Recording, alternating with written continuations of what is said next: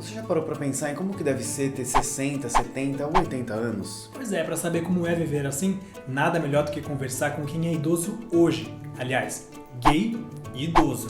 Boa, quem são vocês? Meu nome é José Gatti e eu tenho 65 anos. Meu nome é João Silvério Trevisan, eu sou um senhor de 72 anos. Eu sou o Vitor, tenho 63 anos, 63, acredite, se quiser. Eu sou o Adão, tenho 60 anos. E eu sou gay. E desde quando você se entende como gay?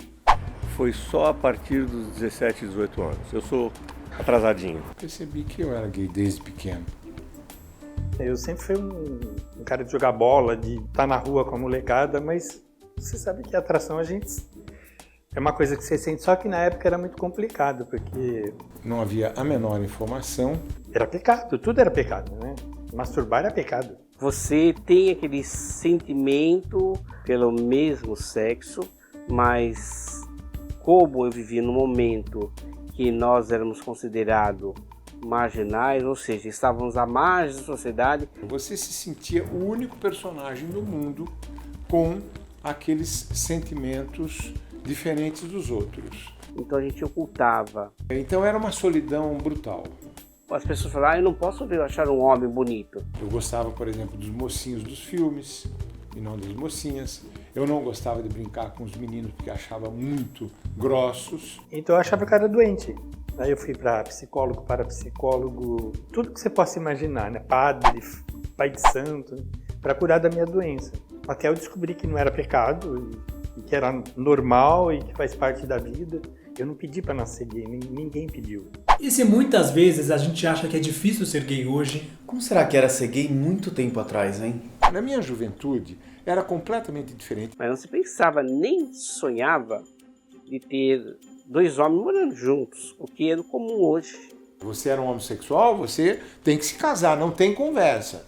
Se você não se casar, você vira o viado da cidade, você vira o viado do bairro, você pode ser sujeito a ataque a qualquer momento. Do final dos anos 60, do começo dos anos 70, ao longo dos anos 70, você tinha muito mais medo da polícia e do exército do que de violência urbana. A polícia ia para o Lago do Arocha e gritava, quem for viado vai entrando, com a porta da viatura aberta. E colocava o pessoal que saía da boate tudo lá dentro, só por ser gay, não por ter uma posição contrária à ditadura. Jovens homossexuais brasileiros, por exemplo, acham que tudo isso caiu do céu. Ficam pasmos em saber que houve uma história. Existia o gay antes, que era entendido, aliás, né? Que foi abrindo as portas para hoje eu estar aqui com uma boate, para vocês estarem com um programa, para o Félix beijar o namorado dele na novela. Foi tudo uma conquista, e essa conquista vem de muitos anos. A molecada que não pense que mamãe e papai é que deram essa possibilidade para eles. Isso foi conquistado a duras penas. Eu conheci muitos casais que estava tudo em nome de um, o cara morreu, a família na hora, sai daqui, viado. Eu conheci. Hoje já não se pode fazer mais isso, olha que avanço. Apesar do preconceito, hoje você consegue sair de mãozinha dada.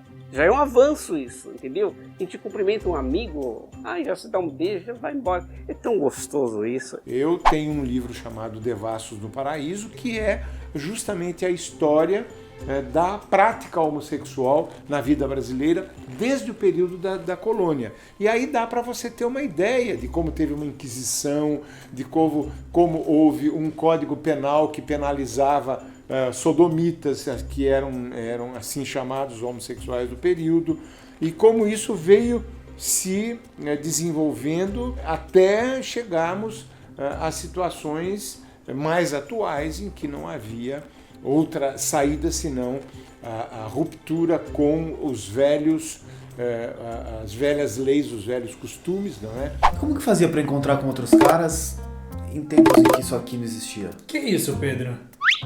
Na rua, no bar, ia pra casa de um dos dois, ia pra casa de um outro amigo, ia pra um hotel. Nós tomávamos o nosso espaço. A gente paquerava exatamente nas boates, né? Que não é hoje é clube, né? Mas A gente achava os nossos cantos. A gente ia para os banheiros para se encontrar, os banheiros públicos, a gente ia para os cinemas, a gente ia para os bares, poucos bares que existiam. Primeiramente era cruzamento de olhares, cruzava-se olhares. Você andava na rua, você olhava, você andava mais um quarteirão. O que os americanos chamam de gaydar, o radar gay. Aquela aposta que você fazia pelo olhar, ela era emocionante. Será que era mesmo? Será que ele estava olhando para mim com o mesmo interesse em que eu estava olhando para ele? Esse negócio de aplicativo para achar, eu acho uma bobagem. Eu nunca usei essas porcarias que você falou aí, né? Eu não vou começar aqui a falar que hoje é tudo pela internet, as pessoas não têm mais contato pessoal. Isso eu acho uma bobagem, essa discussão. Eu acho que a internet é super legal, eu acho que o Grindr é legal, o Scruff, tudo, esses aplicativos. Só que quando você tá no Grindr, aí que tá. Você já sabe que todo mundo é gay. Aquele fragmento de desconhecido do gaydar da rua se perdeu. E tem muito gay que acha que ser gay e idoso deve ser péssimo, que você não vai mais ser desejado, Sentir desejo. ou que você vai ficar sozinho, sem uma família. Você acha isso, amor? Não, a gente vai envelhecer junto, não vai? É assim. Eu não vejo assim aquela figura, o gay solitário, vai morrer sozinho no apartamento, 5 dias depois vão descobrir. Isso acontece com qualquer pessoa. Com qualquer pessoa que cai em estado de depressão. Pode ser gay, pode ser hétero, pode ser o que for. Não tenho medo de ficar mais velho. Você tem que curtir a sua idade de acordo com a idade que você tem. Ser gay na minha idade no Brasil é muito ruim. Muitos de nós somos rejeitados. Isso acontece até hoje, a gente sabe disso. Então você tem que recorrer a um outro círculo de afetos, que além da família. Então a família hoje é um conceito que tem que ser entendido de uma forma flexível, né? A família não é apenas a minha família consanguínea. A minha família são os meus amigos, as minhas amigas. Você sabe, eu nunca tive dúvida, que nós, pelos sofrimentos que nós tivemos enquanto homossexuais, nós estamos muito mais sujeitos a ter problemas psicológicos e a ter dificuldades, a ter inseguranças, a ter medos. A comunidade, por conta de toda essa insegurança secular, ela morre de medo de envelhecer. Eu tenho um pouco esse receio, sim. Ok, existe um grupo razoável de homossexuais que gosta de coroas. Eu sei porque eu sou assediado. Mas ainda assim, você encontra pessoas que usam muito esse desejo por coroas para manipular. Idade não significa que você está morto para tudo. Não. A terceira idade não, o pau mole. Parem com isso, porra. Eu não estou nem falando de Viagra. Eu também não quero dizer que não existe uma evolução. Um idoso não tem a quantidade de hormônio que tem um adolescente. Ele provavelmente não vai ter o mesmo tipo de ejaculação, talvez até nem tenha ejaculação, mas ele com certeza vai continuar tendo orgasmo. E ainda que ele possa não ter orgasmo, ele poderá desejar. Eu vejo os meus irmãos, quando chego em casa tem a mulher, tem os netos, tem os filhos. Isso eu não vou mentir, eu sinto falta. Mas não sou revoltado com isso e nem fico bravo. Hoje eu estou há 15 anos casado oficialmente faz 1 ano, mas há 15 anos junto, né, com meu companheiro, com meu marido. E muitas vezes os meus filhos vão pedir conselho para ele e não para mim. E eu acho isso maravilhoso, é um privilégio para mim. A velhice, o envelhecer tem a sua beleza. Infelizmente, o padrão de beleza consagrado pela cultura em qualquer país do mundo é a cultura do jovem. Eu próprio, através dos namorados que eu tive que eram um pouco mais jovens, não é? Eu acabei entendendo qual era o padrão de beleza que eles viam em mim. Que era muito difícil para eu compreender no começo, mas eu envelheci, eu tinha os mesmos preconceitos. E foi graças a eles que os meus olhos se abriram. Hoje eu sou capaz, por exemplo, de desejar numa boa um coroa. Aliás, muito frequentemente eu me interesso muito mais por coroa do que por jovem. Porque você percebe que tem uma outra coisa lá. Uau, que cara gostoso, porra. Que cara, que tesão, que charme. De repente você encontra o moleque tá lá louco para ir para um aplicativo, gozar, para se preparar para o próximo gozo. E um coroa ele tem uma ideia mais clara do que é o momento em que ele está desejando, o momento em que ele está vivendo o seu desejo, não é? Ou o seu amor, inclusive. Maricona existe. Eu tô aqui para provar. E com toda a sabedoria acumulada ao longo dos anos, De anos, gay idoso entende bem, né? Não, desculpa, Ai, foi péssimo. enfim, que conselho vocês dariam para as novas gerações? Eu acho que as novas gerações têm sim uma força de luta, mas por outro lado, uma grande, imensa parte da comunidade homossexual é completamente despolitizada.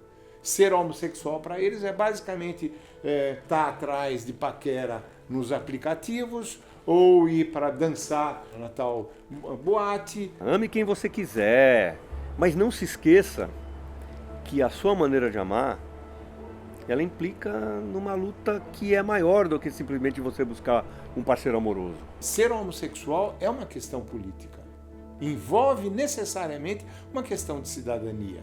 Porque é só pensar no Jair Bolsonaro. É só pensar na bancada evangélica que você vai ver o que é bom para tosse.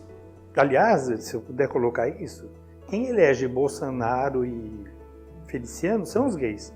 Eles eles postam tanta coisa desses caras que quem não gosta de gay fala, vou votar naquele cara, ele não gosta de viado.